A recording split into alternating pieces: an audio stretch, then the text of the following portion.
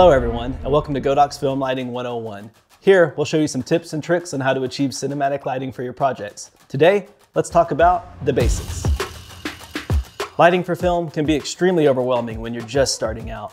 It's easy to get lost with all the terminology, so hopefully I can help by introducing a few simple techniques to help you get started. First off, let's talk about key light. Key light is the primary light source for your scene. It is the most direct and intense source of light for your typical scene, and is the first to be set up to cast light on the actor or subject. Understanding how to manipulate key light's strength, color, and angle can help you achieve different moods. Speaking of mood, here's how key light can affect it. A dramatic and suspenseful thriller film will often use low-key lighting. Low-key lighting relies on harsh shadows and high contrast. The shadows and deep blacks are more predominant than midtones, and the transition between highlights and shadows are harsh.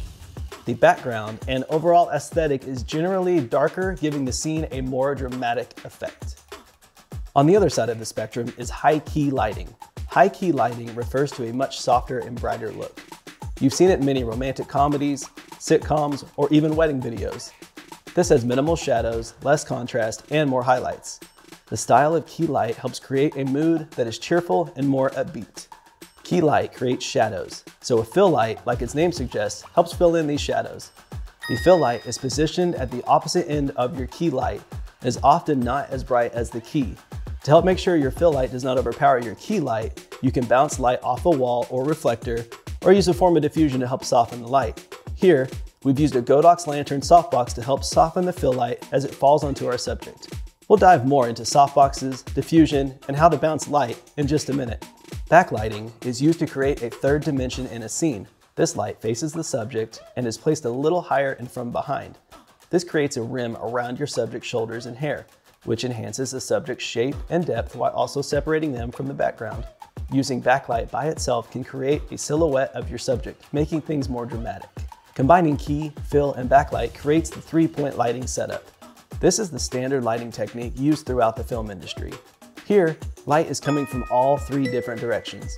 Each light source illuminates a separate dimension of the subject and creates an image with greater representation of height, width, and depth. Bounce light, also referred to as just bounce, is reflected light. You can use tools such as a shiny board, foam boards, or even portable 5-in-1 reflectors to help bounce light onto your subject. A wall or ceiling can also be a way of bouncing light around your scene. There are infinite options when it comes to bounce. If you want to achieve a softer light, use a foam polyboard like the one we used here. The polyboard has a matte surface which allows for soft reflected light. We shine the Godox VL300 directly onto the polyboard, which reflects soft light onto the subject. Here, we bounce light off of the wall to create our fill light. The brighter the wall or ceiling, the brighter your bounce will be. Here's an overview of how we created a three-point lighting setup by bouncing two of the lights off of different sources. Hard light creates harsh, sharp shadows. Hard light is used to draw attention to a scene or subject, like for an interrogation scene or theater monologue. In hard lighting, the transition between the light and the shadows is very harsh and defined. When your subject is immersed in hard light, their silhouette will cast a distinct, hard shadow. Think of hard light as how things look on a sunny day, with the sun shining directly onto a subject. The moon is another example of hard light. It is a distant, single-point source that casts harsh shadows even at night.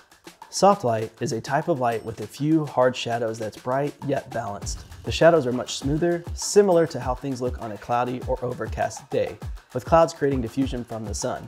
Diffusion is used to soften the light from a hard source, creating a more pleasing skin tone. Types of diffusion are gels, silks, softboxes, lanterns, even window or shower curtains can diffuse light. Here, we're using the Godox P120H softbox to soften the light. This type of softbox allows for a smooth, soft beauty light while still allowing it to be directional. With diffusion, the closer you are to your subject, the softer the light will appear, almost as if your subject is glowing. If you move the light further away from your subject, the intensity of the light will decrease, but the light will appear harder, creating more defined shadows and contrast. Motivated light is used to represent natural light, such as the sun's light, moonlight, or street lamps. It is mostly used to enhance practical light, such as light coming from a window or another source that is actually seen on screen. Here, our background was illuminated by several frosted windows in the background. We took advantage of this ambient light and used it as our backlight. We then used the Godox lantern softbox to mimic the window seen in the background. The lantern allowed for smooth, soft light across the subject, making it seem as if the windows continued throughout the room. Practical light refers to any light in a scene that actually appears on screen. Practical lights range from household lamps, candles, a television set, police lights, you name it. These lights help the scene look more believable and natural. Many times, a practical light isn't powerful enough to illuminate a scene on its own, so we use lights off camera that are motivated by these practicals. These lights can give the scene a boost, but still allow for things to look motivated by the practical light. As an example, we quickly put together a small scene. To help slightly enhance our scene, we've added a VL300 with an orange gel, also referred to as CTO, along with a frost gel to help soften the light. We also placed a battery-powered Godox ML60 with a CTO and frost gel within the scene. We placed this on the ground behind our subject to help pull her from the background and mimic the light from a plug-in night light or the reflection from the lamp as it bounces off of the chair, table, and window. Hopefully, this introduction to some basic lighting will help you understand the fundamentals to cinematic lighting. Remember, there are no rules to creativity, so always feel free to experiment to see what works best for your project. Thank you so much for tuning in to Godox Film Lighting 101. We'll see you next time. Happy filming.